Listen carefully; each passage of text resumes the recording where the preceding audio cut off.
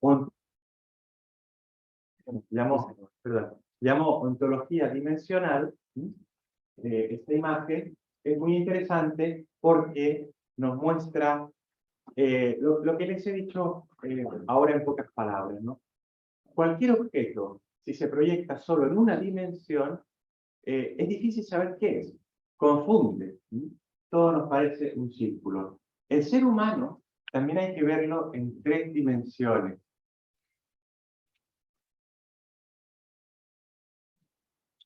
Ahora con el recording in progress no funciona el pasador. No funciona el pasador.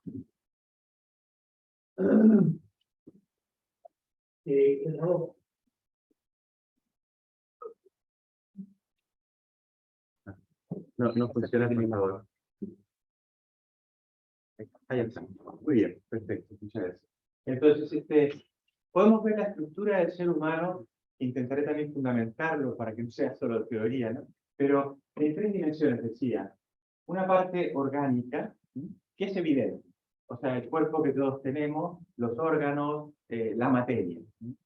Que cuando falla, cae la estructura de la persona. Una persona que tiene una enfermedad grave, bueno, puede sufrir también psicológicamente y espiritualmente.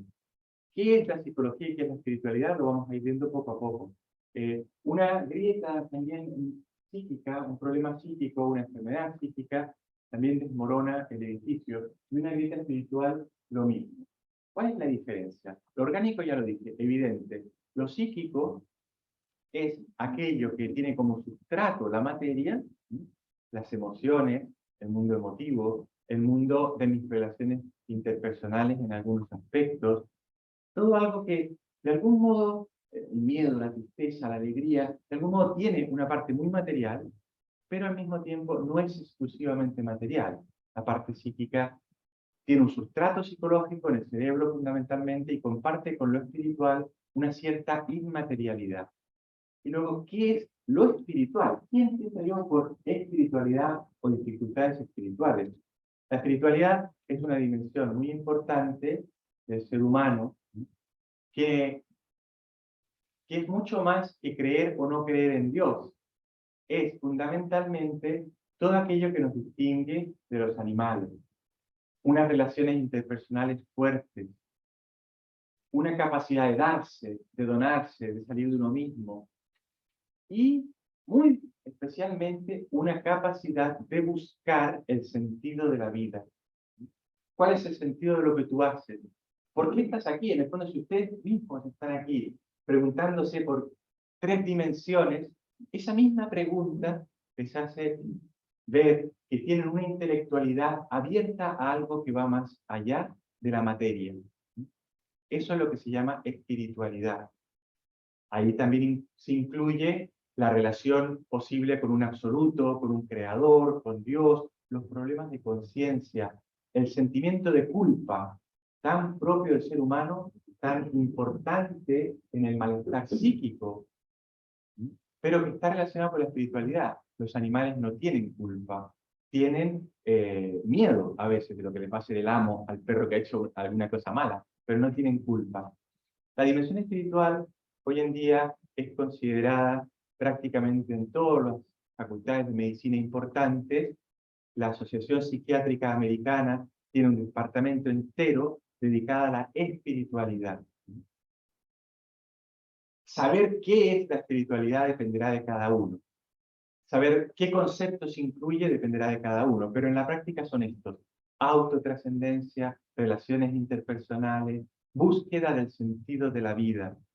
Y esa búsqueda del sentido de la vida es además el primer paso de la religiosidad.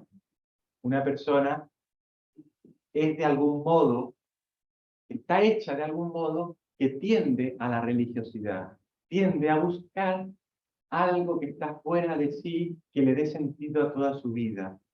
Esto es lo que Viktor Frankl decía, ¿no? Anima naturaliter religiosa.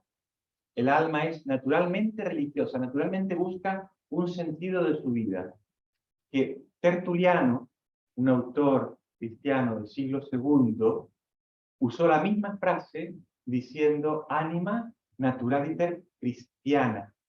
El alma naturalmente busca a Cristo. Cristo, que para los que sean cristianos saben quién es, ¿verdad? Un hombre que vivió en nuestro mundo hace 2000 años atrás, cuya existencia es innegable. Es como la existencia de Julio César este, de Aristóteles o de quien quieran, ¿eh?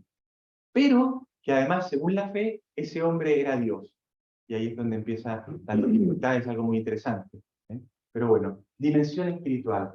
Cualquier grieta decía que haya una enfermedad psíquica importante, una ansiedad, una depresión con su multifactorialidad, un trastorno bipolar, una alteración orgánica de tipo un Parkinson, por ejemplo, ¿no? Un Parkinson produce, está muy asociado a una enfermedad psíquica como la depresión.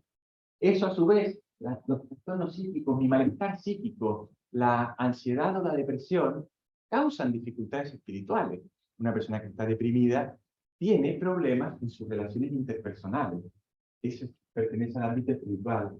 Tiene problemas o puede tener dificultades en encontrar el sentido de su vida. Pertenece al ámbito espiritual. Decía, una grieta, también un problema de conciencia serio. Algo que tu conciencia, la conciencia es una voz interior que todos los seres humanos tienen. La pueden apagar, pero ahí está. Es como un núcleo que dice, esto está bien, esto está mal. El bien y el mal, que son objetivos en parte, ¿verdad? En una gran parte. Y eso se siente, se nota, y ya digo, una grieta fuerte puede hacer que todo el edificio se caiga, ¿eh? La estructura de la personalidad, lo bueno es que también se puede reconstruir, ¿no? O sea, este efecto a mí me gusta porque se puede reconstruir. Y hay muchas formas de reconstruirlo, con muchas ayudas. Ayudas orgánicas, ayudas psíquicas y ayudas espirituales. Un autor coreano, en honor al padre Emiliano, filósofo de origen coreano que vive en Alemania, Byung-Chul Han, escribió un libro que se llama La sociedad del cansancio, o el Burnout Society. Y él nos habla de cómo la sociedad nuestra existe este cansancio a veces a nivel de la sociedad porque la sociedad ha dejado de ser inmunológica. Es decir, se ha perdido la capacidad de reaccionar ante lo que viene de fuera y que a lo mejor es malo. Se ha perdido la capacidad de decir es que esto hace daño, un virus, una bacteria, un comportamiento social. Y simplemente se acepta porque es distinto, porque viene de fuera. Esto, unido a un activismo importante, a un ir corriendo de un lado a otro, provoca lo que Byung-Chul Han llamó el infarto del alma. El infarto de la parte espiritual. El infarto de eso que más, de lo que más depende nuestra alegría, nuestra felicidad. Un estudio de Harvard que todos ustedes conocerán, de los años 70, que sigue en progreso hasta hoy, tomó una corte de personas muy amplia y estudiaron progresivamente, en prospectiva, qué es lo que causa la felicidad en el ser humano. Y no es el dinero, no es el poder, no es el sexo, no es la comida, y son las relaciones interpersonales fuertes. Interesante porque lo hablábamos hace poco, ¿no? Un perrito pequeño, no sé si ustedes conocen, puede ser plenamente feliz, súper simpático, una mascota impresionante y a lo mejor no haber visto nunca casi a otros perros. Eso ocurre en el perro de casa, en el gato de casa. No es que sea lo ideal, pero pasa. El ser humano, sin otras personas, lo pasa bastante mal, ¿no? Se deteriora. Bien, pues así entramos a nuestro primer punto, que son los procesos mentales de libertad. El ser humano madura. El ser humano para su madurez necesita educación, necesita la ayuda de otras personas. También para descubrir en plenitud sus tres dimensiones, orgánica, psíquica y espiritual. No es como un robot, simplemente le van metiendo cosas desde fuera. Un robot que no se plantea preguntas clásicamente de tipo espiritual, por ejemplo, morales, ¿no? Ahora se está intentando que los robots aprendan cosas morales, disyuntivas morales. Por ejemplo, en autos que se conducen ellos mismos, digamos solos, se está interesando que el coche, que el auto, sea capaz el mismo coche de decidir en un determinado momento si mueren 5 personas o muere el conductor. Claro, esto tiene sus dificultades. ¿Quién va a querer comprar un auto así? que de repente decida por ti si te mueres tú o los otros 5. Pero lo que está evidentemente claro es que al robot, al que conduce el coche, en ese caso la máquina, no sentirá remordimiento ni sentido de culpa. No le importará nada lo que ha pasado con su dueño. Ha actuado porque está programado. Un, un pájaro, los flamencos que vimos al principio, cualquier animal, madura y no necesita mucho para madurar, para crecer, para aprender a ser lo que es. Para aprender a vivir en las dimensiones que él tiene, necesita solo el instinto. Es capaz de soportar el hielo, es capaz de vivir, es capaz de relacionarse, de reproducirse. Un perro no necesita aprender cómo reproducirse. Basta ver a la perrita en celo y se lanza sobre ella directamente.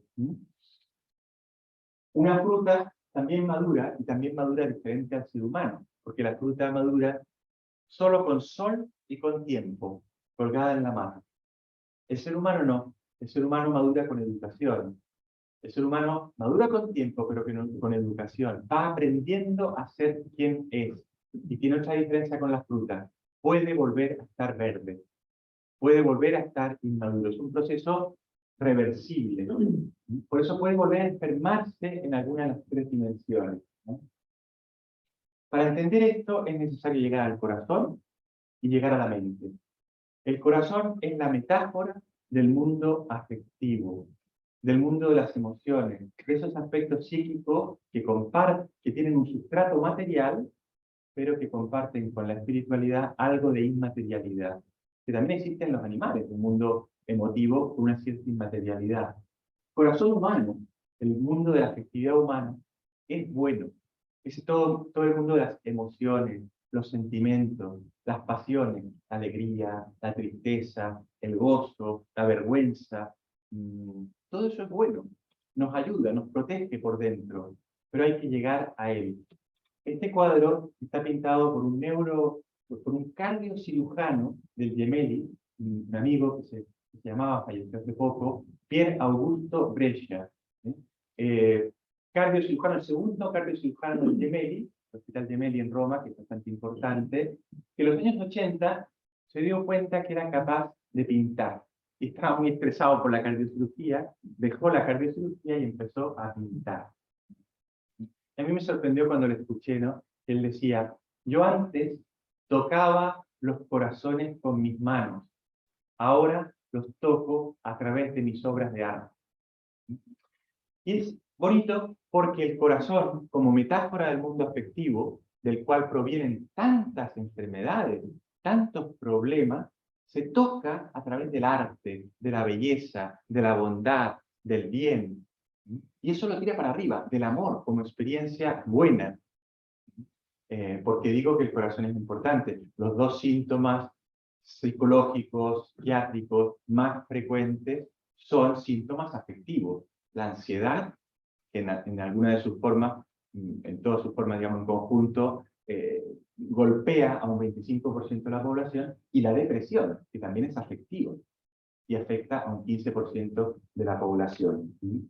Llegar al corazón. Ese corazón que dice Pascal, Pascal, un gran investigador que descubrió el fonendoscopio, la jeringa, el vacío, o sea, muchas cosas que hoy usamos siempre los médicos, ¿verdad?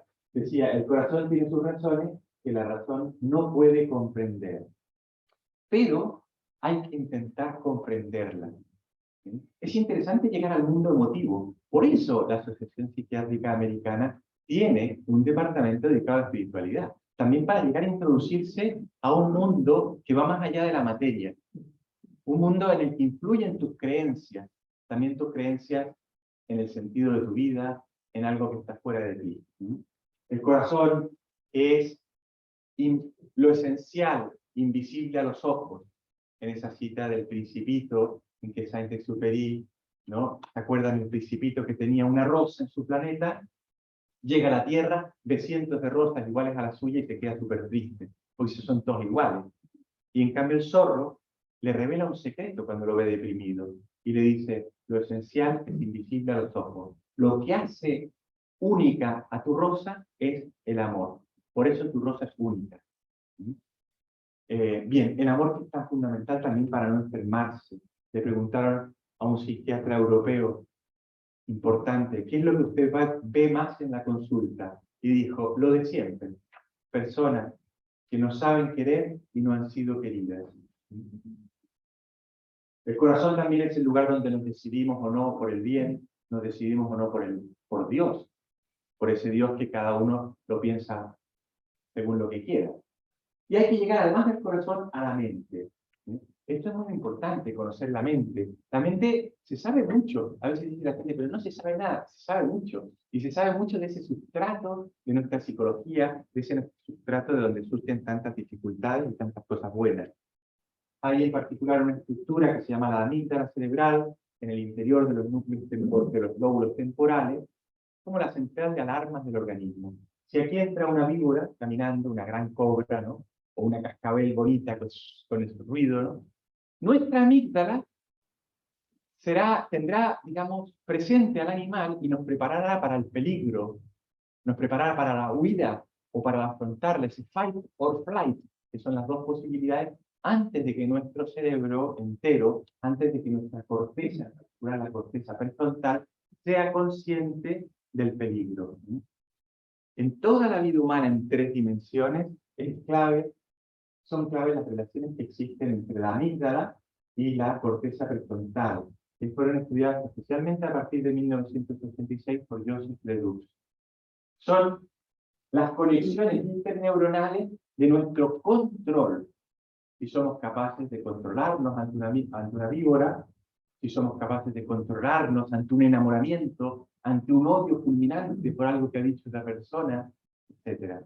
Si somos capaces de controlar nuestro mundo emotivo, de lo cual depende, en buena parte, nuestra salud en muchas dimensiones. Hay una frase que Stephen Covey atribuyó a Frankl. Yo creo que no es de Frankl, no la he encontrado en ninguna de sus obras. Pienso que es de otro autor, quizás William James, otro psicólogo, pero la frase es muy buena. Y dice así: entre un estímulo y su respuesta hay un espacio, y en ese espacio se encuentra nuestra libertad y poder de elegir nuestra respuesta. En nuestra respuesta está nuestro crecimiento y libertad. No estoy obligado a hacer lo que me dice la amígdala. Puedo frenarme. Hay un espacio. Mi corteza prefrontal puede regular todo aquello. Yo puedo controlar mis emociones. Yo soy libre. La libertad no es solo la capacidad de escoger, pero se manifiesta también como la capacidad de escoger, de decidir, de reaccionar. Y la libertad es un fenómeno espiritual, un fenómeno exclusivo del ser humano, la libertad. De esa dimensión. Walter Mischel, psicólogo de Stanford, a finales de los años 60 y a principios de los 70 hizo un conocido experimento que lo conocerán como se llama el Marshmallow Test, ¿no? Eran niños pequeños, preescolares, hijos de profesores y trabajadores de la universidad, a los cuales se les estaba con un marshmallow delante y se les ofrecía más si es que esperaban. Ocurría de todo. Unos niños se lo comían inmediatamente, otros le daban un pellizquito y se comían solo un poquito, y otros esperaban, a lo que se llamó gratificación retardada, saber esperar. Se lo siguió en el tiempo y se concluyó, un estudio que ha marcado mucho la educación futura y muchas ramas de la psicología, se vio que los niños que no eran capaces de esperar tenían más tendencia a la delincuencia, más tendencia a la drogadicción, tenían peores resultados en los estudios. En cambio, aquellos que tenían la gratificación retardada, que sabían esperar, que sabían aguantar, eran mejores estudiantes, mejores a nivel profesional. Este es un punto al que hoy se le da muchísima importancia a la medición del autocontrol para cualquier o muchos empleos. Se mide lo que se llama la inteligencia emocional, cuyo punto clave es el autocontrol. 20 años más tarde, Mónica Rodríguez, discípula de Mitchell, repitió el experimento en Chile, esta vez con galletas Oreo, estas galletas de chocolate que tienen el blanco al medio, ¿no? Y ahí ocurrió lo mismo, les decían, una galleta, pero si esperas te doy más. Hubo un chico, Roberto, que cuando se fue Mónica, lo que hizo fue abrir las 2 galletas, se comió lo blanco del medio, la cerró y la dejó. Cuando se proyectó, porque este último, el primero no, pero este último fue filmado. Cuando se proyectó en Estados Unidos decían que había que darle una beca por listo. Yo quería fijarme sobre todo en otro personaje que es Inés. Inés tiene 6 años, también estaba en ese estudio de Mónica Rodríguez, y hizo una cosa muy impresionante. No solo pudo esperar y supo esperar, sino que cuando llegó Mónica, con las galletas del premio, digamos, por haber esperado, las metió todas en una bolsa para llevárselas a su madre. Eso no lo hace un animal. Eso es espiritualidad. Eso es ofrecer la recompensa a otro. Eso es donarse. Eso es darse. Eso es salir de uno mismo. Eso refleja lo que es el espíritu en las ciencias médicas y las ciencias psicológicas. Porque un perro es capaz de esperar. Sí, todos lo hemos visto. Un perro que se le entrena para estar quieto, vibrante en tensión delante de una salchicha. Si el dueño no está, se lanza sobre la salchicha. Si el dueño va con el perro de la correa y ve una salchicha, el perro se la come. El dueño no, aunque tenga hambre habitualmente, ¿no? Sería difícil, por ejemplo, una salchicha de la calle comérsela, ¿no? Uno dice, por lo menos se pregunta, ¿estará sucia? ¿Estará limpia? ¿No poder esperarme a llegar a casa para comer otra salchicha mejor, más segura? El perro no se pregunta nada. El perro se lanza. Pero un perro puede esperar. Un animal puede esperar con muchos condicionamientos. Lo que nunca hará un perro es lo que hizo Inés. Es decir, un perro no ofrecerá la recompensa a otro. Un perro siempre mirará a lo suyo. Se come la suya y si puede la de los demás. No ofrece la recompensa, no sale de sí mismo, no tiene espiritualidad. Segundo punto, madurez en la armonía del cuerpo y del alma. El proceso de madurez, el proceso de crecimiento, y que en todo ese proceso podemos tener una grieta, tanto en lo físico como en lo psíquico, como en lo espiritual, requiere tiempo. ¿Cuánto tiempo? Todo el tiempo, hasta el final de nuestra vida. Al final de nuestra vida podremos saber si es que hemos llegado a la meta que alguien quizás esperaba de nosotros. La madurez es una madurez en la armonía. En psicología hay como dos grandes líneas, ¿verdad? Psicólogos que miran al equilibrio y psicólogos que miran a la armonía. Por supuesto que hay mezclas, los extremos son siempre malos, sobre todo en psicología, cuando una corriente psicológica de las más de 400 que existen dice, yo soy la única verdadera, hay que tener mucho cuidado. Porque como el ser humano es tan complejo, habitualmente muchas cosas son realidad. Pero en grandes líneas se podría decir que hay quienes miran sobre todo al equilibrio, es decir, a conseguir una homeostasis. Homeostasis es un concepto médico, ¿verdad? Biológico, de las membranas, en fin, un medio que se encuentra a la misma concentración del otro, el equilibrio de nuestros fluidos, la paz interior, la tranquilidad, que son buenas. Y la armonía busca en cambio una sana tensión. La armonía no es solo el equilibrio, la armonía es esfuerzo, sacrificio, que a uno le gusta menos escuchar, ¿no? Y también es donación, pero es muy propia del ser humano. Cualquier persona que ama es necesariamente sufre, necesariamente está en tensión, necesariamente es sacrificio. Si alguien dice que ama mucho y no es capaz de sacrificarse, como ese que ama mucho a su novia, pero le dice, vive muy cerca y dice, te querría ver, te amo tantísimo, ¿no? Mañana, si no llueve, voy a verte, ¿no? Bueno, o sea, vamos a ver, ¿dónde está el amor? ¿Dónde está el sacrificio? El sacrificio se tiene que notar. El equilibrio en psicología apunta fundamentalmente al yo, lo que pasa es que aquí el yo está metido detrás de la imagen, pero aquí hay un yo que no se ve. Y a estas corrientes se les ha llamado selfistas. En la psicología hoy, en las corrientes psicológicas hoy, predomina esto, el aspecto de que lo importante eres tú, lo importante es tu yo, el yes we can, que también del cual habla Byung-Chul Han, ¿no? El yes we can, lo podemos todo, tú eres importante, tu yo es importante, tu equilibrio, tu tranquilidad. Y de allí viene pues toda esa búsqueda estoy simplificando, ¿verdad? A través del yoga, el mindfulness, para conseguir paz. Qué buena la paz, ¿eh? Pero hay otros caminos que no se pueden despreciar, que son los caminos de la armonía. La armonía, que es la sana tensión en las cuerdas de tu vida, el esfuerzo para estudiar. Y si eres cristiano, el esfuerzo para vivir como cristiano. Si eres hebreo, el esfuerzo para vivir como hebreo. Si eres musulmán, el esfuerzo para vivir como musulmán. La religiosidad está en más del 90% de la población mundial. La religiosidad específica en la creencia en un Dios, por lo cual ya se ve que es algo bastante arraigado. Los ateos son poquísimos. Poquísimos. Agnósticos son más. El equilibrio está fundamentalmente enraizado hoy en día en corrientes del tipo que siguen Abraham Maslow. Abraham Maslow, que habla de las necesidades del ser humano, que el ser humano, la clave del ser humano es la autorrealización. La autorrealización del yo, un yo autorrealizado, con sus necesidades cubiertas, las necesidades biológicas, de alimentación, de sexo, las necesidades interpersonales, de autoestima, de ser valorado, y las necesidades espirituales, o un poco más allá de arte, amor, ¿no?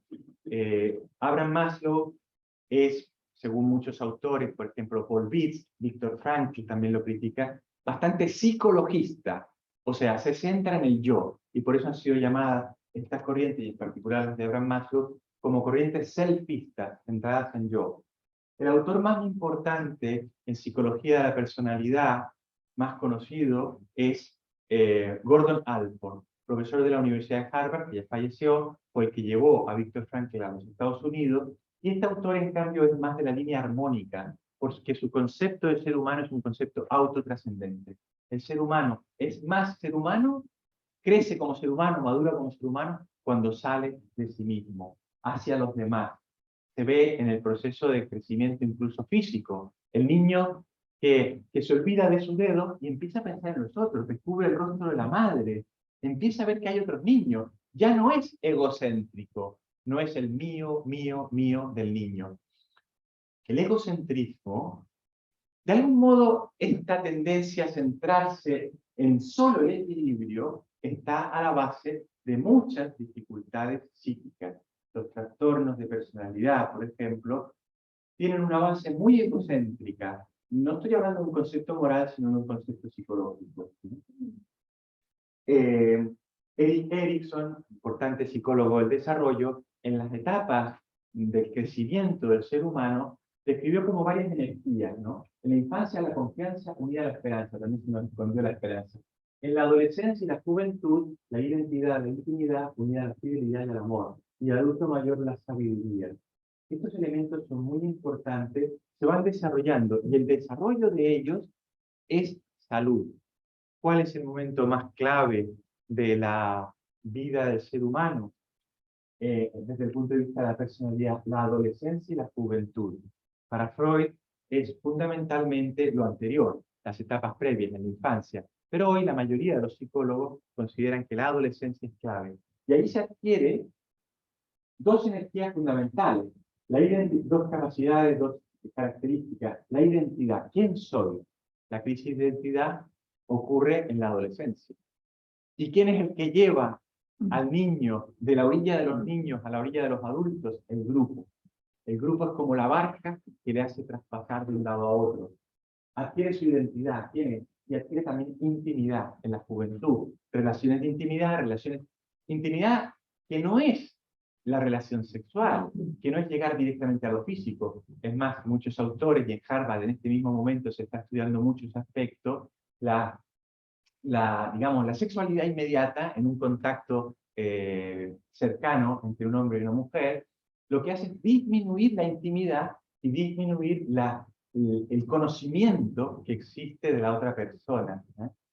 Cuando esto se pierde, cuando esto se dificulta, puede fallar la fidelidad y el amor. Estos dos binomios son claves desde el punto de vista psicológico y son claves desde el punto de vista espiritual, porque son conceptos, la fidelidad y el amor, muy espirituales. Existen animales fieles a una sola pareja, algunas palomas, algunos otros, digamos, que efectivamente se mantienen con una sola paloma, ¿no?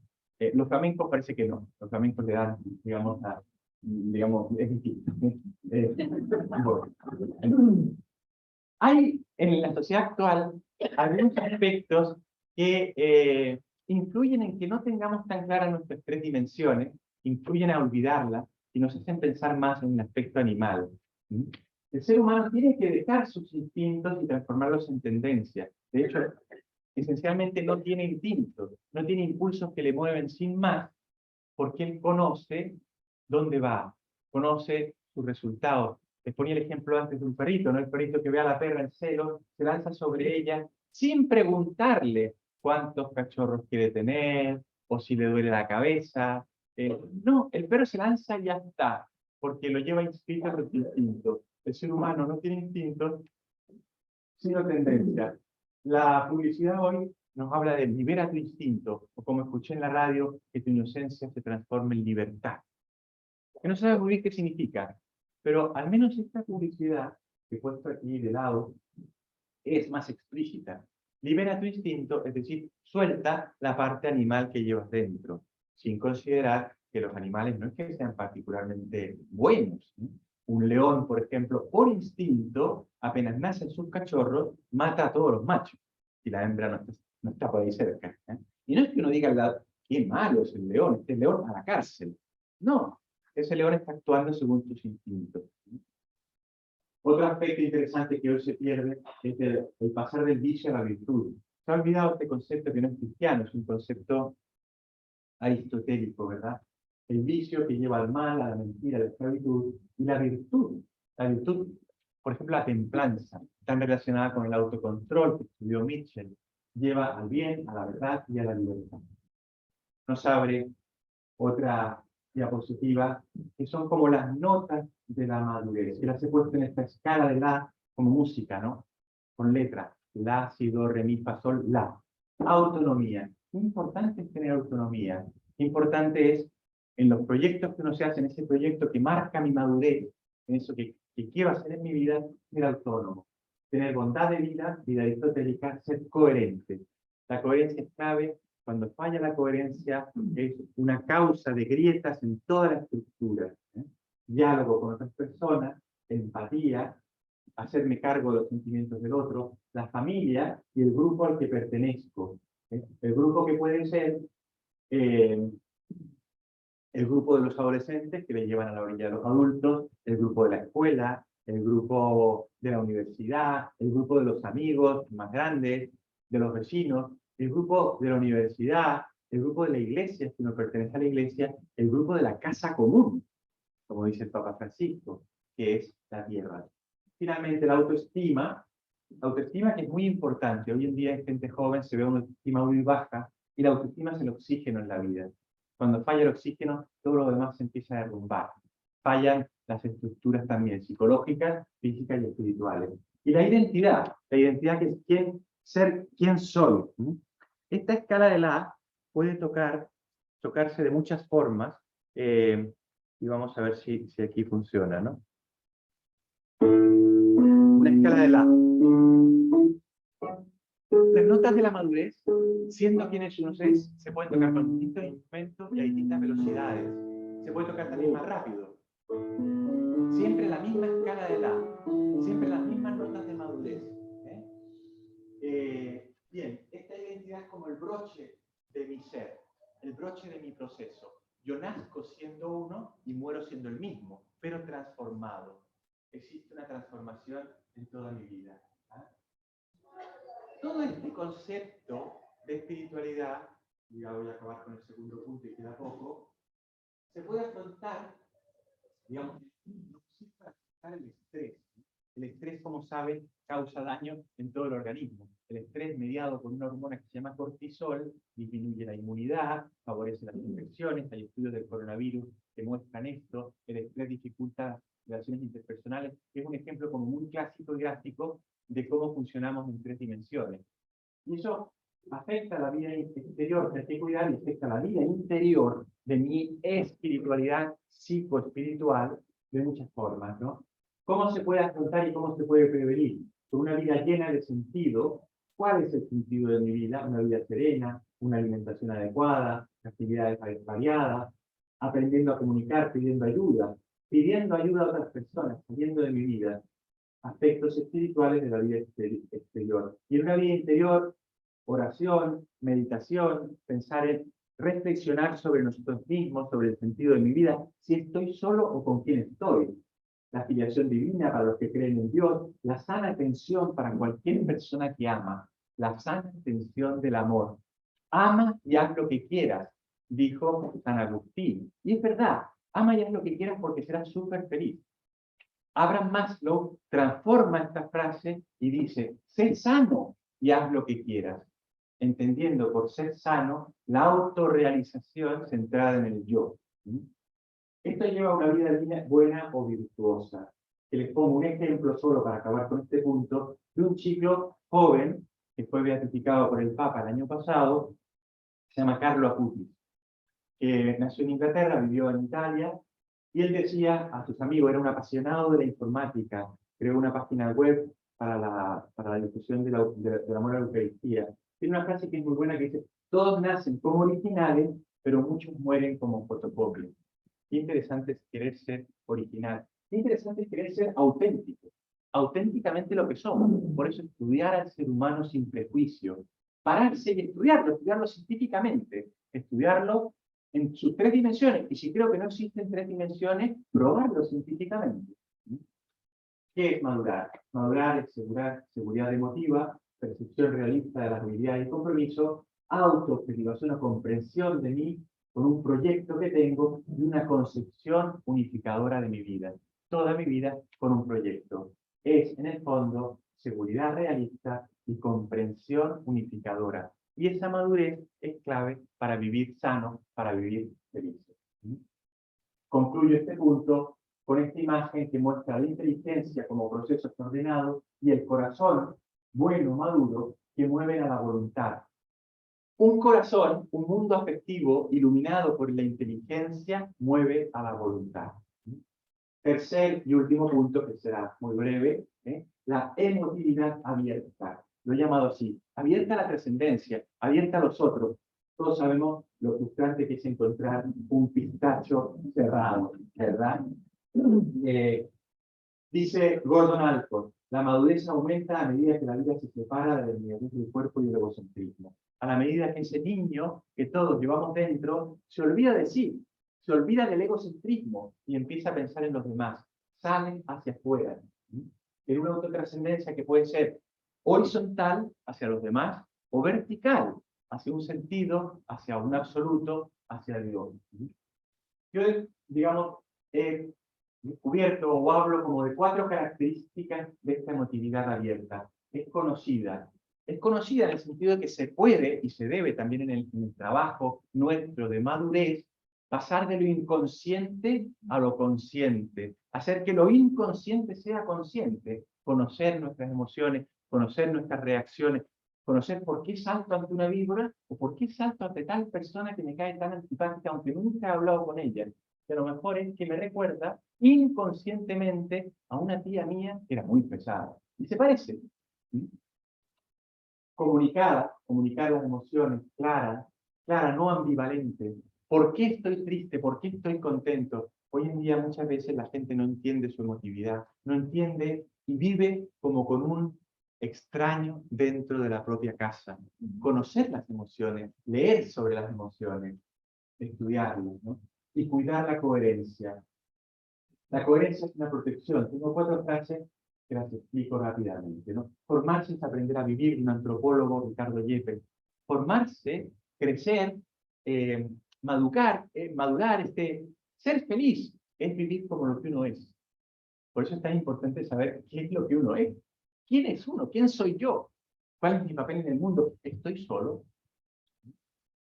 Apuntar al centro de la diana, ese proyecto que es mi característica vital, ese proyecto que marca la madurez también de un adolescente. Decía Piaget, este psicólogo suizo, el adolescente es aquel que comienza cuando supera la adolescencia, cuando crece, cuando madura, a tener un plan de vida. Un plan de vida, una vida con un plan, una vida con un proyecto. Beginning with the end in mind. Estos 2 últimos son de Stephen Covey. Los 7 hábitos de la persona más altamente eficaz. Un libro estupendo, te aconsejo mucho. Y es Beginning with the End in Mind. Todo lo que hago con el fin en la cabeza, con mi proyecto en la mente. Todo lo que hago. Descanso por esto, estudio por esto, y soy feliz por esto, y me entretengo por esto, porque amo, porque hago esto otro, etc. Afilar la sierra y quiere decir cuidar la salud. El que corta árboles todo el rato sin pararse nunca, rompe la sierra, se rompe a sí mismo y no corta árboles. Es ineficaz, se quema, burnout. Afilar la sierra, cuidar la salud también espiritual, dedicar tiempo, dice Stephen Covey, a la meditación, al deporte, a las relaciones interpersonales. 3 personas muy relacionadas en cuanto al sentido de la vida, que es como la clave que les he querido presentar, de unión entre las 3 dimensiones de la salud, física, psíquica y espiritual. Una periodista, cuando fallecieron estas 3 personas, las puso en relación y decía, Viktor Frankl enseñó mucho y habló mucho sobre el sentido de la vida. La princesa Diana buscó apasionadamente el sentido de su vida. La madre Teresa lo encontró. Lo encontró también en el dolor, en el sufrimiento, porque quien no encuentra el sentido del sufrimiento, que siempre está en la vida, no encontrará el sentido de la vida. Estamos en el mundo, ya estoy acabando, como en un desierto. Y dice San Agustín, ¿no? Que es el de la frase que les leí, ama y haz lo que quieras, ¿no? Refiriéndose al pueblo hebreo que estaba en el desierto y atravesó por muchos años, ¿no? Si no quieres morir de sed en este desierto, bebé la caridad. Todos los que hagan deporte saben que el atleta, si quiere ganar, si quiere que le vaya bien, no tiene que esperar hasta el final para beber, tiene que ir bebiendo poco a poco, porque si no, cuando está deshidratado, ya está mal. Bebed la caridad, bebed del amor, amad, el acto más libre de todos, el amor, que previene muchas enfermedades. La frase completa de San Agustín es esta: se te da este breve precepto, ama y haz lo que quieras. Si... he perdido un momentito, del texto. La saqué para leerlo ya. Se te da este breve precepto, ama y haz lo que quieras. Si callas, calla por amor.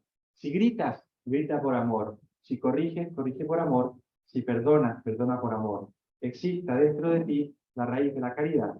De dicha raíz no puede brotar sino el bien. Les voy a poner ahora 2 minutos y acabamos. Una breve escena de una película que quizás conozcan que se llama Inside Out, Intensamente o del revés, hecha por Pete Docter, que quería conocer y entender a su hija adolescente. Y la hizo con el asesoramiento de Dacher Keltner y Paul Ekman, 2 psicólogos de la Universidad de California.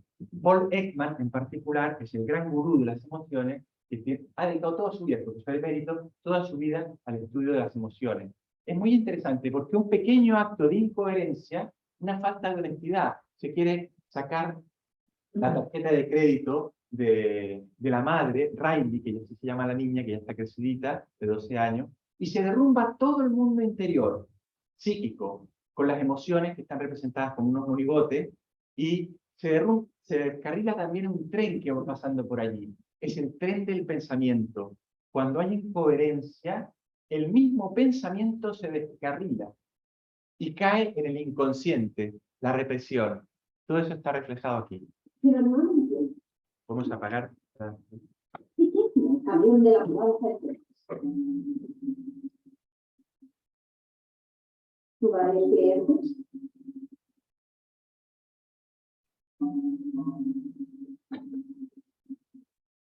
No es productivo que la entrega se dio el día. Ajá. Vamos a cortar. Disculpen.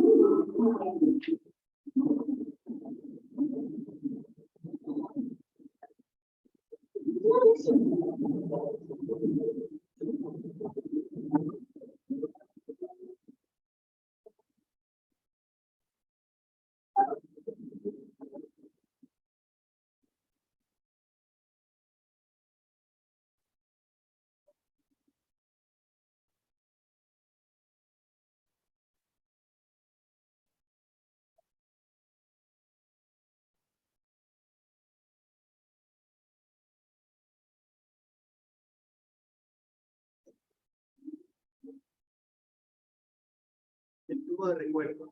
Es de nuestra vuelta a casa y hemos venido otra isla. ¿Qué está pasando?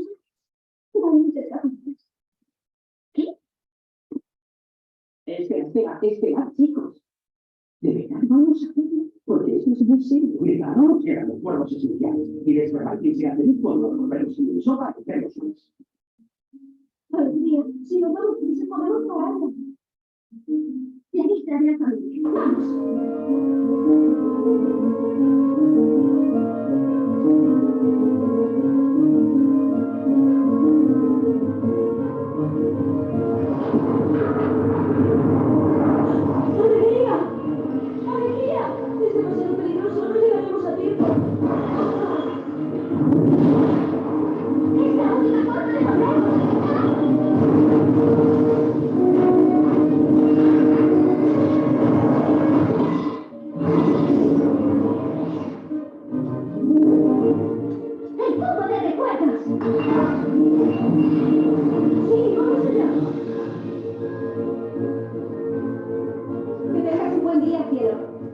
Nos vemos luego, bonito. Te queremos.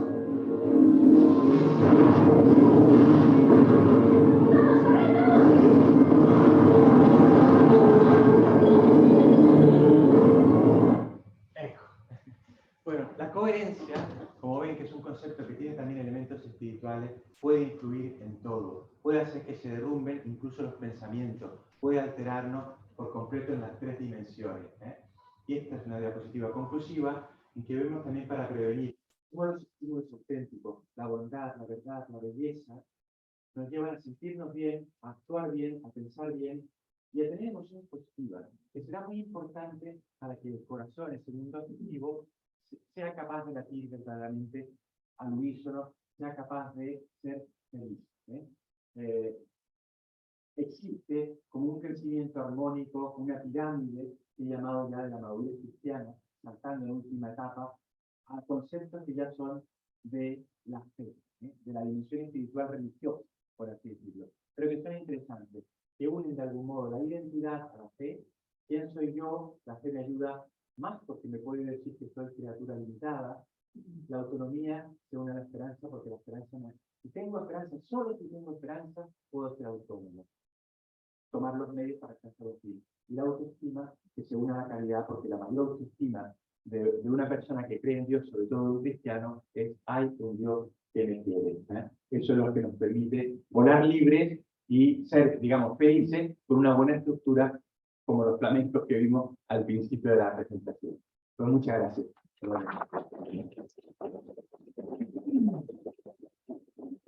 Muchas gracias, Cinturón. ¿Hay alguna segunda intervención, pregunta? ¿Alguna habrá? Porque espero que no estén todos de acuerdo en todo, si no, ¿quién se lanza así con la primera pregunta? Si es que hay tiempo, claro, ya no sé cuánto tiempo tenemos. Pero...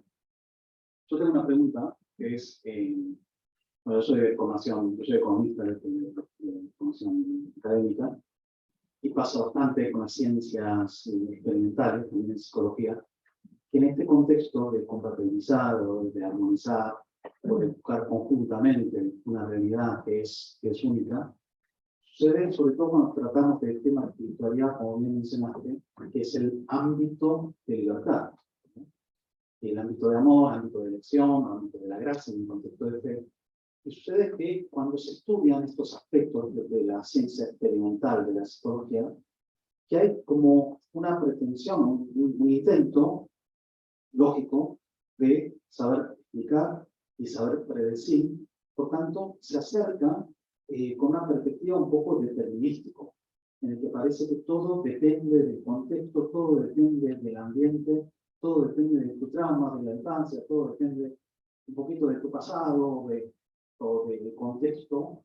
¿Qué nos puedes hablar de esa búsqueda, de la presencia de la libertad, incluso en el estudio de la psicología? Sí, ¿esto sigue funcionando? Bueno, de esto se podrían decir muchas cosas, pero se pueden hacer estudios y existen estudios, ya mostré por ejemplo el estudio de Mitchell, ¿no? Que es muy interesante, pero varios estudios que hacen ver que el ser humano es libre, que además son distintos unos de otros, que no está completamente condicionado. Por ejemplo, a propósito de esto que dices, ¿no?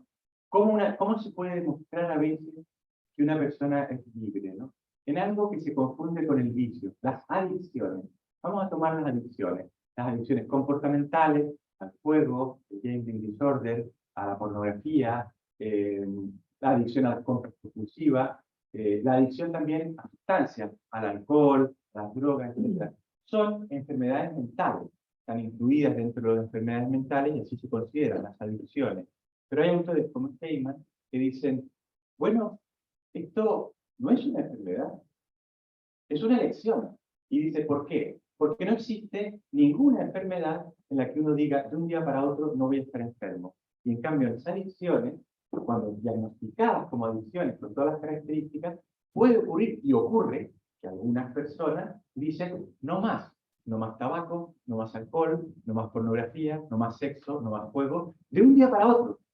No más alcohol, ni una gota más, que es el lema de los alcohólicos anónimos. Y paran. Y el método de los alcohólicos anónimos, por ejemplo, es el método médicamente más eficaz, los 12 pasos para dejar el alcoholismo, la peor de las adicciones que existe. Y es todo ello un inventario moral basado en que no puedo ser esclavo, tengo que dejar el vicio. Muy interesante, se usa también para otras adicciones y para las drogas. Esto no ocurre en otras enfermedades. Nadie dice, yo hoy estoy resfriado, no, ya no estoy más resfriado. De un momento para otro, mañana ya no estoy resfriado. O tengo un tumor o ya no lo tengo el tumor. No, sigue. Por eso este autor dice, no son enfermedades. La mayoría de los autores, por ejemplo, Newman, bueno, Newman otro, ¿no? Bueno, dicen, hay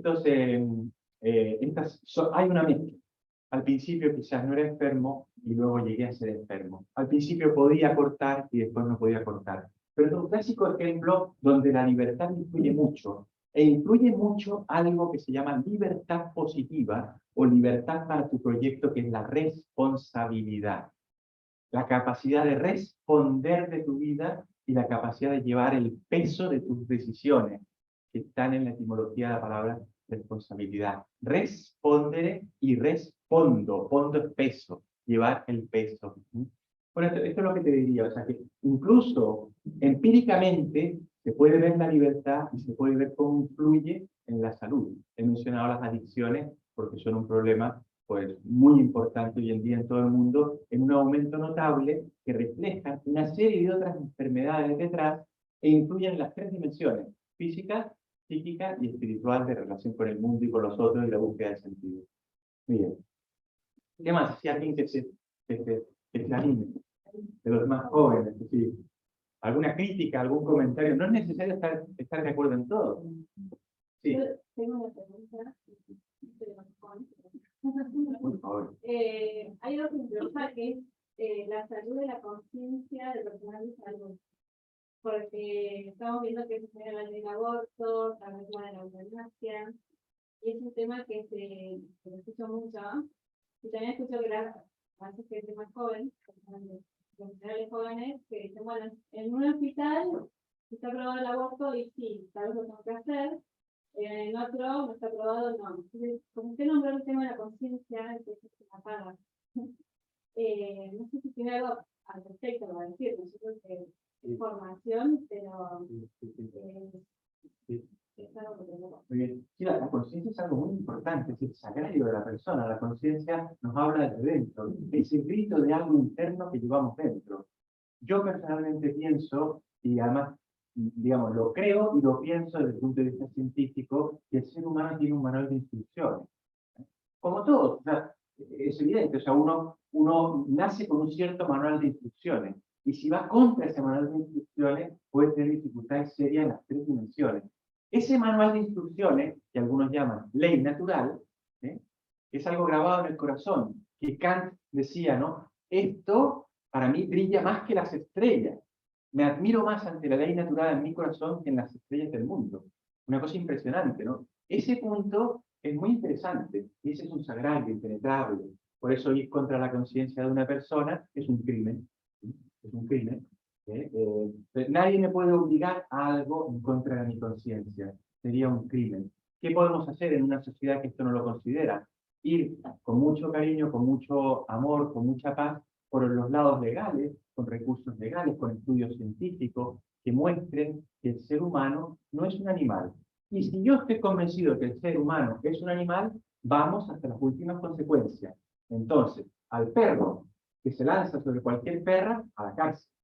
Al león que mata a sus cachorros, a la cárcel. Al perro que se junta con la hija, porque es lo normal en los perros, a la cárcel por pedofilia. Bueno, vamos a las últimas consecuencias. A las últimas consecuencias, ¿no? Por eso, los puntos de incoherencia se hacen notar muy fácilmente. Los puntos que destruyen el mundo interior de las personas se hacen notar muy fácilmente. Hoy se está minando bastante la identidad de los jóvenes, haciéndoles pensar de un modo no científico en cosas que no son reales, que no están probadas.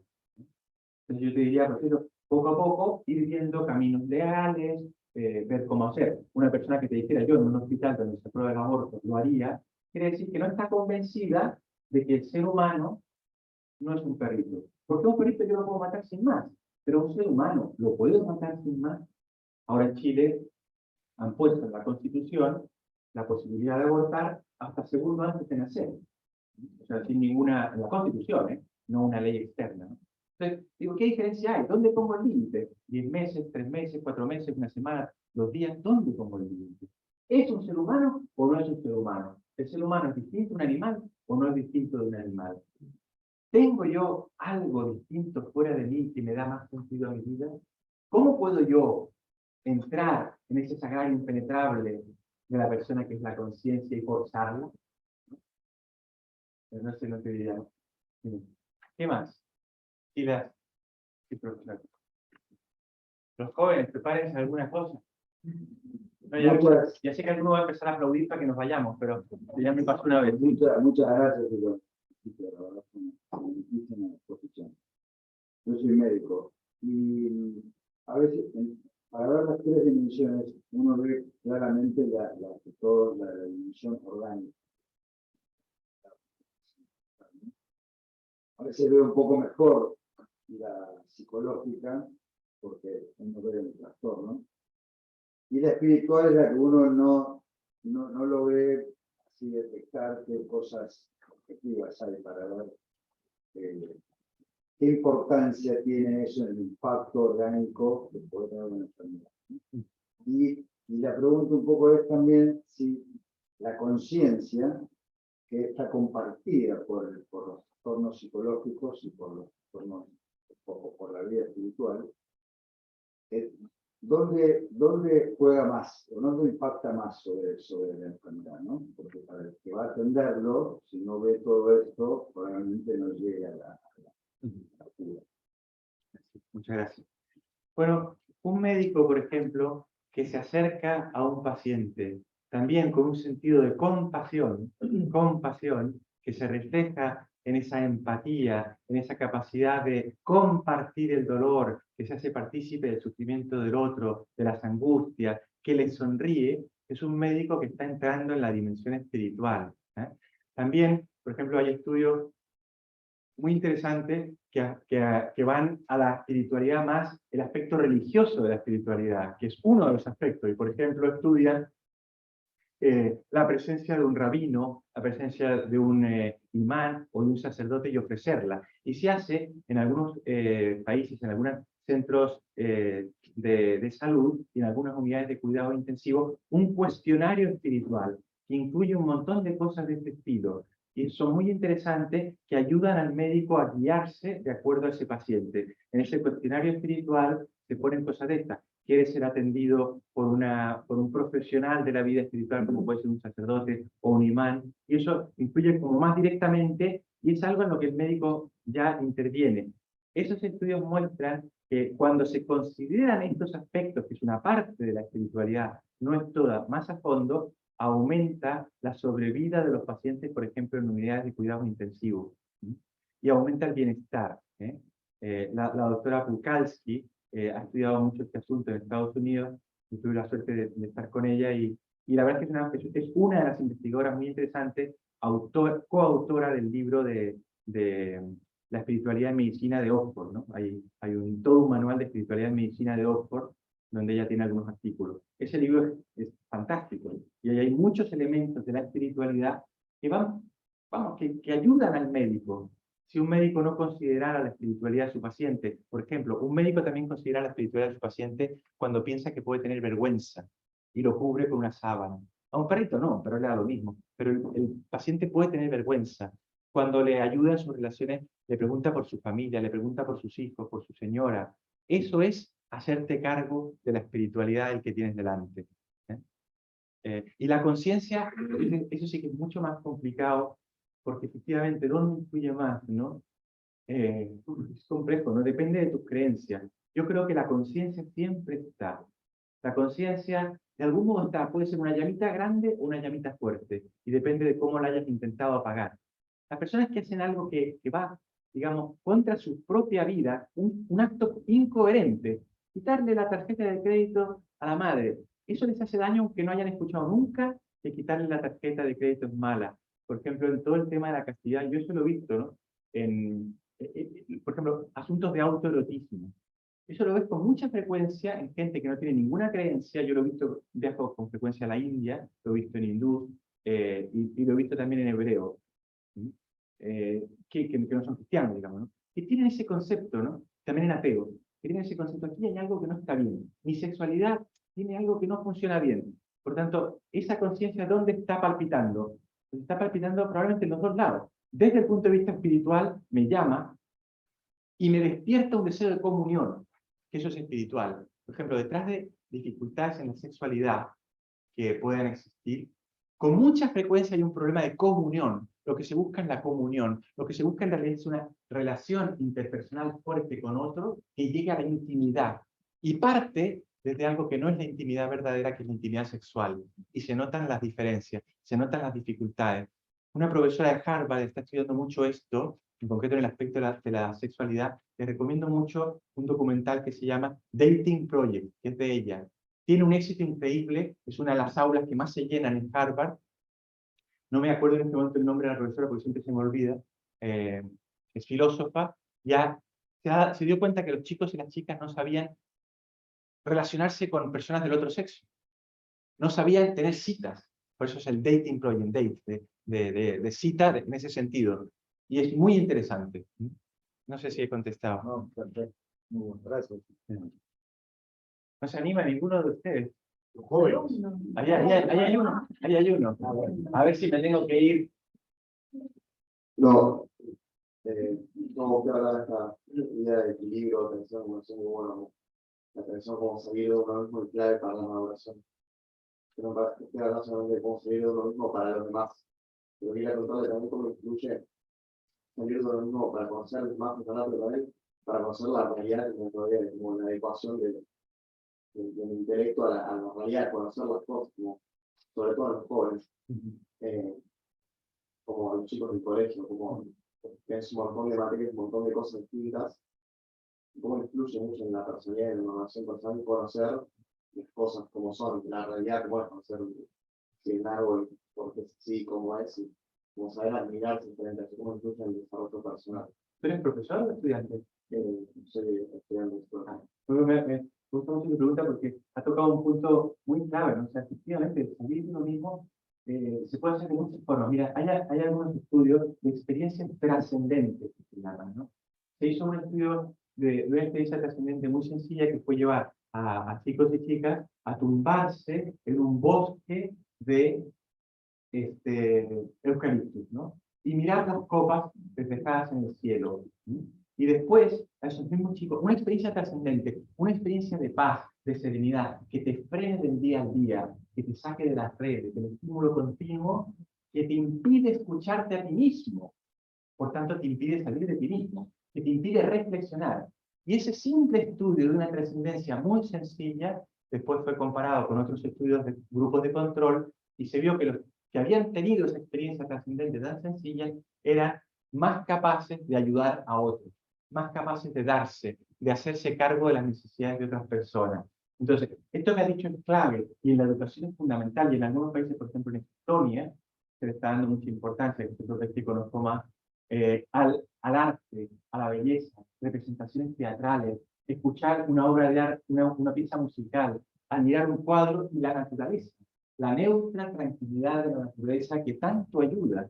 Hoy en día, mucha gente puede ser, por donde está metida en ese mundo de las redes que les aprisiona, ese mundo tan bueno de Internet, que es estupendo, pero que les aprisiona, pueden a veces tener gran dificultad en contemplar una puesta de sol, porque les parece que es un salvapantallas más.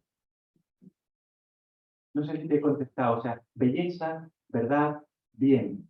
Eso, hacerlo ver y hacerlo notar en tu vida, en la vida de otros, frenándote, con momentos de pausa, momentos de reflexión. En eso el mindfulness, esa conciencia centrada en lo importante, puede ayudar. No es el único camino. La meditación cristiana, el sentarte a pensar, hay un Dios que me quiere, que para el cristiano es lo más importante, también te ayuda en ese proceso de madurez de salir de ti mismo. Salir de ti mismo, contemplar el mundo como la casa común para todos.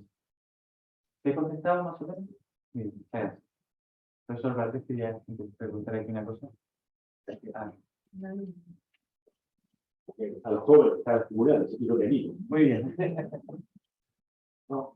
Usted nos dio un marco de lo orgánico, lo psíquico, y en este marco quisiera hacer esta pregunta, ¿no? Estamos llamados al bien, y con fe estamos llamados a la santidad.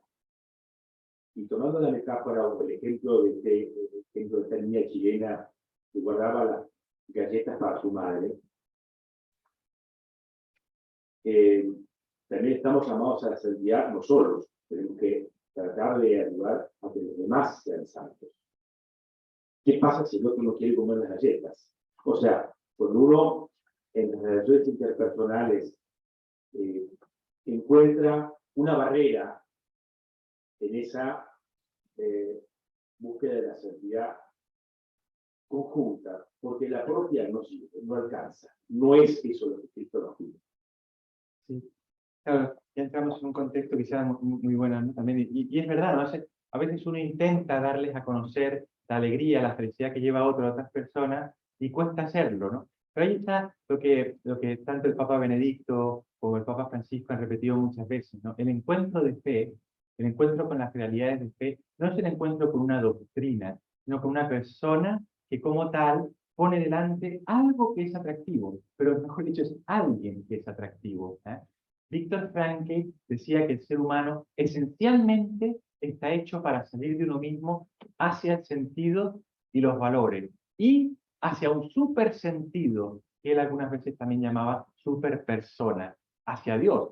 Él hace ver como la religiosidad tiene un primer paso, que es la búsqueda del sentido de la vida. Entonces, lo que tenemos que intentar, pienso yo, ¿no? Es intentar ser buenas personas, personas que hablan bien de los otros, incluso de los políticos, que puede no ser nada fácil. Intentar no cargar la mano en lo negativo de la gente, en lo negativo de las personas, en lo negativo de las situaciones. Eso tiene también un aspecto muy bueno, que es que la emotividad positiva favorece la salud a todos los niveles, ¿no? Y en el tú a tú, conversar y mostrarse uno como es, con cierta naturalidad, y a lo mejor esa persona, viendo tu alegría, viendo tu buena profesionalidad, por ejemplo, en el campo de la psicología, ¿no? No, un psicólogo súper creyente, súper bueno, buen católico, por ejemplo, ¿no? Pero no me ha curado. Yo sigo con la depresión que tenía. Oh, no sé, que me cure, ¿no? O sea, también ese aspecto profesional, que en todas las profesiones tiene que estar, ese aspecto que sea atractivo, ¿no? Es un gran reto en el que para los creyentes existe también un Dios que interviene en la vida, un Dios que se hizo hombre, un Dios que es gracia, que es Jesucristo. Eso es lo que diría. Muy bien. Bueno, ya están cansados. Sí. Bueno, para empezar a aplaudir, ¿no? Perdón, yo acá conectado un simple comentario. ¿Verdad? ¿Sí? Ah, sí, claro. No soy la conciencia, estoy conectado por Zoom. ya. No, justamente esta frase de Frankl que, bueno, gracias por la presentación. Esta frase que usted no sabe si es de Frankl o no, justo nosotros con un grupo hemos investigado sobre esta frase y ahora copio justo un link en el cual se postea ese tema porque es un parafraseo de Covey, pero Frankel nunca las dijo. Él se refería a veces en comunicación con algunas personas sobre este tema, pero nunca lo publicó en ningún libro, ni Lucas, que era lo otro que se pensaba. Pero simplemente era agregar eso y gracias por la presentación. Bien, muchas gracias. Y si llegas a saber de quién es, me lo dices. No, se considera anónimo, o sea, con varios logoterapeutas hemos investigado sobre esta frase puntualmente y no aparece en ningún idioma tampoco. ¿Sí? Míralo también en las obras de William James. Sí, por eso. Covey es la que la cita, así que estupendo. Bueno, muy bien, muchas gracias. Bueno, me pasó en una reunión como esta, hace poquito, que nos alargamos un poco hasta que un alumno empezó a aplaudir. Bueno, muchas gracias. Muchas gracias. Bueno,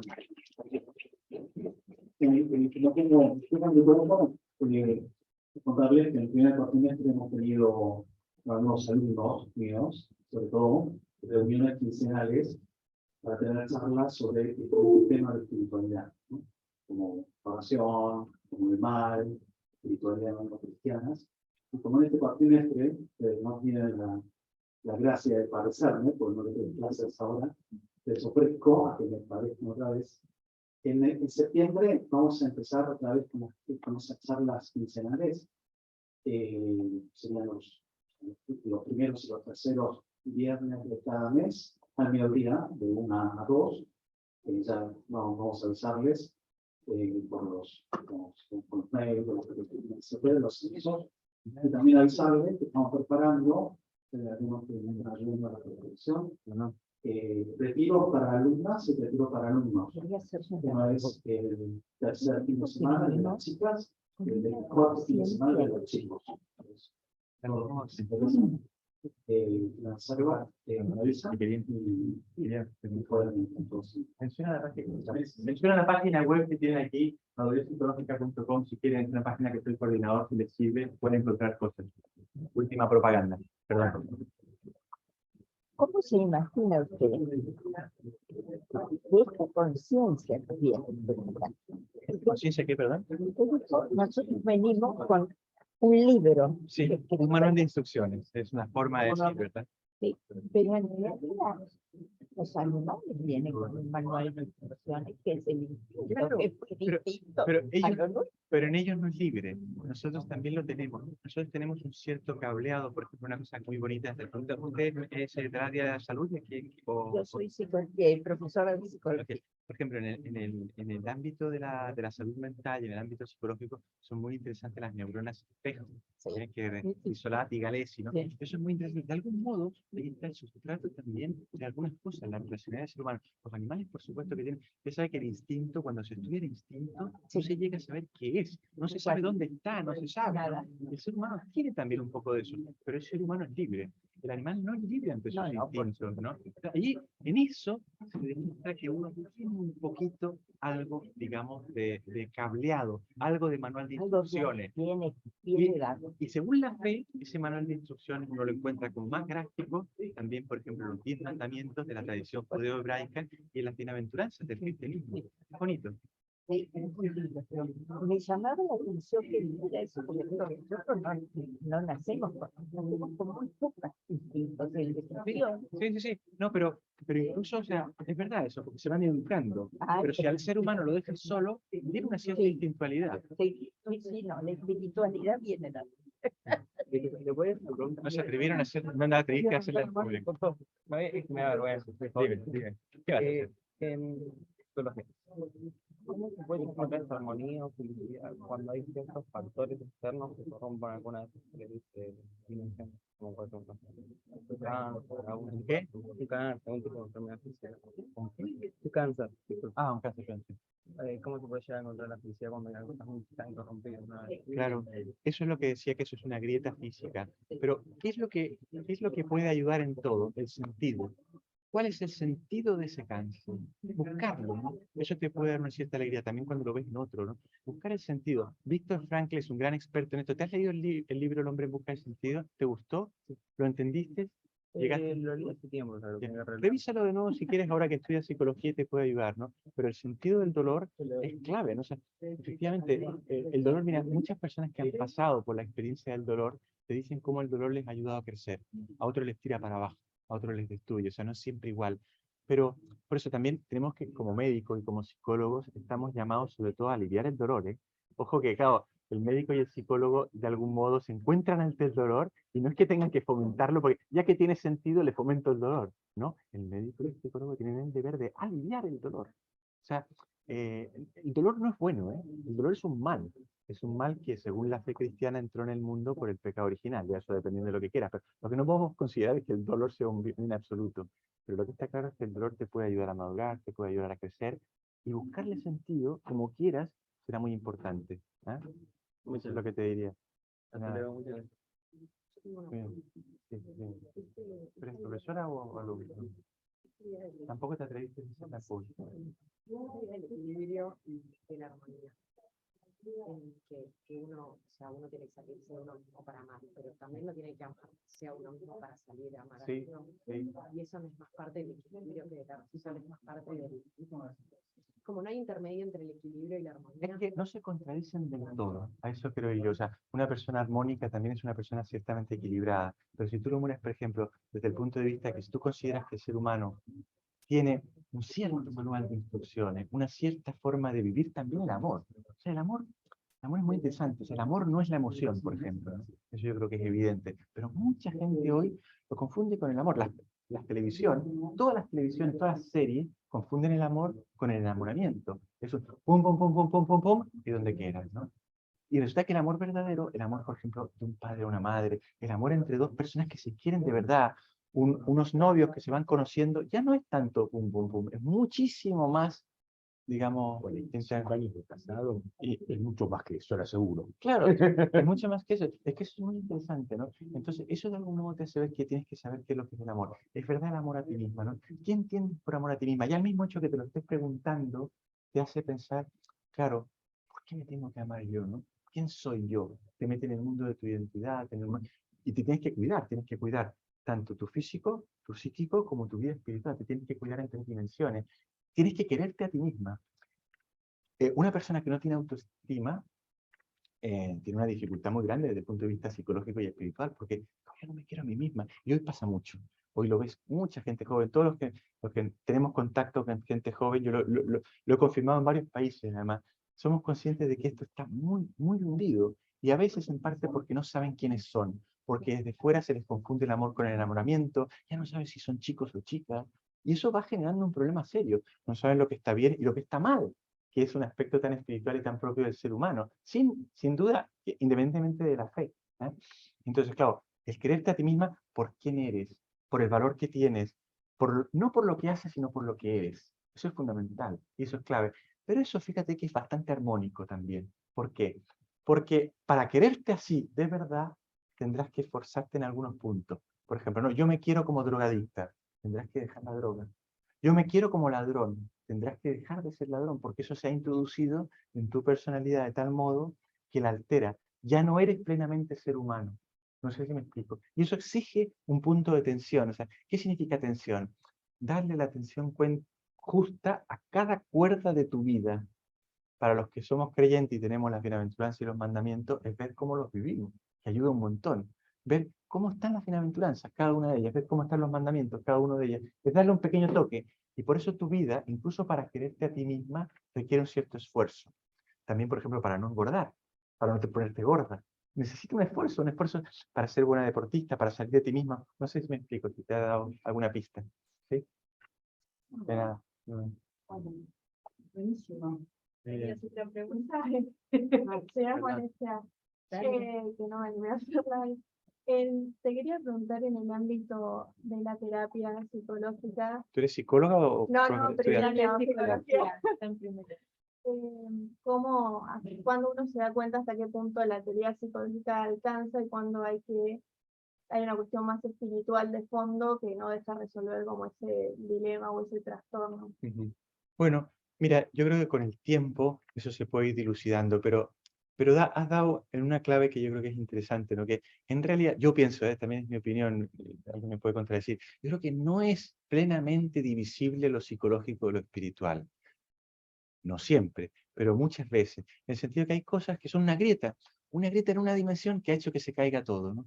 Entonces, ahí tendrás que ir viendo, o sea, por ejemplo, puede haber tú te puedes dar cuenta en algunos casos que el problema es un problema de conciencia. Por ejemplo, ¿no? Un creyente que en realidad está comportándose como uno que no es no creyente, ¿no? Entonces, bueno, estoy un poco triste porque soy creyente y resulta y creo que en la misa, por ejemplo, está Jesucristo, y resulta que no voy nunca a misa.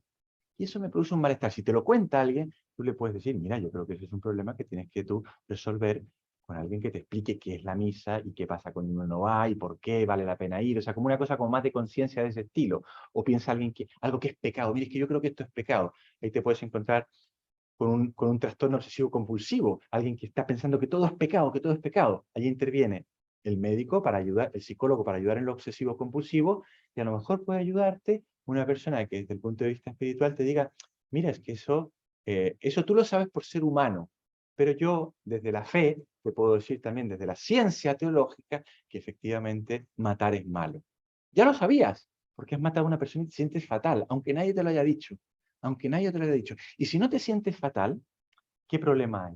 Cuando las personas roban, matan y no se sienten mal, ¿qué es lo que hay detrás? Un trastorno de personalidad. En el 90% de los casos, o más. Un trastorno de personalidad es una personalidad enferma, una patología. Las cárceles tienen más de un 50% de trastornos antisociales, que se considera una enfermedad. Entonces, en algunos casos puedes diferenciar y en otros no. Tendrás que ir con muchísimo cuidado, sin meterte en ámbitos que no son los tuyos, pero abriendo horizontes, ¿no? Abriendo horizontes. Y el sentido de la vida, que es la clave de la espiritualidad, eso le puedes preguntar a la gente. Para Freud, el sentido de la vida era preguntarse por el sentido de la vida era estar enfermo, pero la mayoría de los psicólogos no.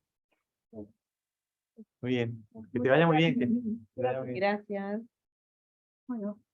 ¿Estamos agotados ya? No, Esto habría que apagarlo, ¿no? Es un placer Esto escucharlo. habría que- No sé cómo apagarlo. Yo tampoco. ¿Cómo se No, apaga? ¿nos dieron alguna indicación? Yo el cañón lo puedo apagar, eso sí. Yo no puedo apagar nada. Esto está... Vamos a borrar también para que no quede ahí dando vueltas. Ah, sí, eso sí. Se La puede. cosa es- Ahí yo apagué el cañón. Ahí volvió.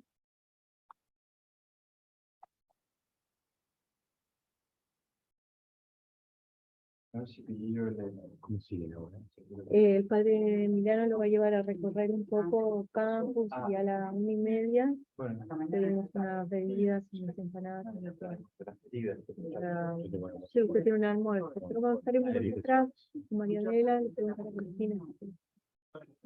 Bueno, puedo hacer las preguntas, puedo Ya lo dejamos Yo creo que tengo- descansar porque en la charla en la residencia, ¿no? Al final no, no lo debo pasar. No lo puedo pasar. ¿Se entendió? Ya ahora le aviso. No. Muchas gracias. Bueno, doctor, pues nada, muchas gracias por No, la pero invitación yo y realmente por todo, agradecido por su nosotros, la presencia verdad que... y por su este, presencia. yo soy agradecido escuchando... Per escuchándote. carità, ¿Eh? per carità, como se dice en No, Italia, no, per no, carità. no. ¿Eh?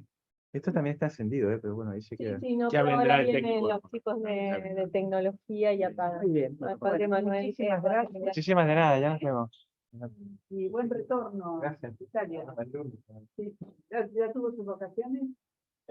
Sí, estuve en Brasil. Ya descansó, quiere decir a eso. Como 15 años yo soy Dermatólogo.